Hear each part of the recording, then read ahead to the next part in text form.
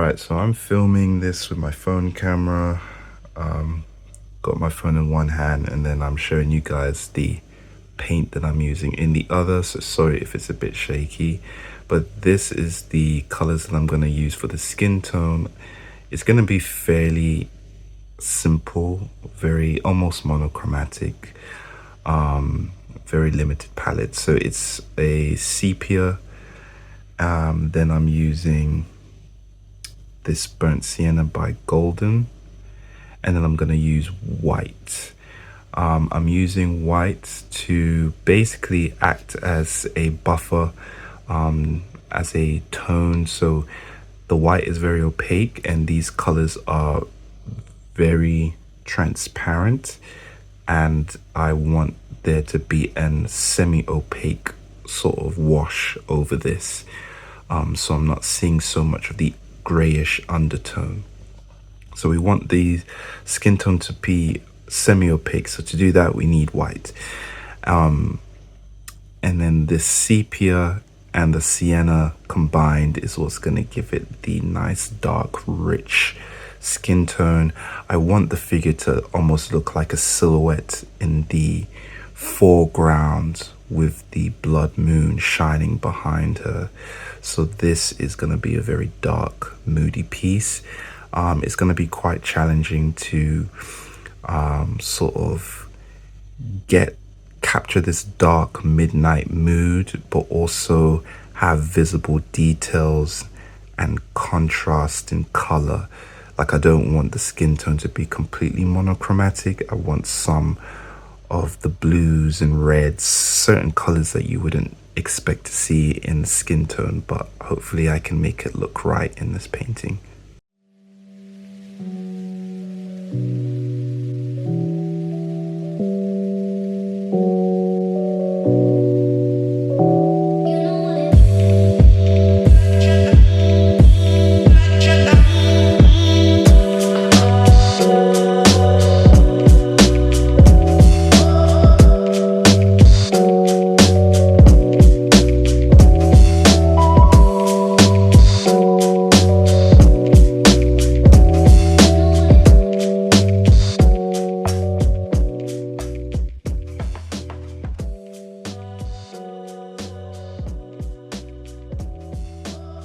Okay, so you can see that I went with this sort of graphic style of hair, just very loose brush strokes that I've used, inspired by like digital graphic styles of art.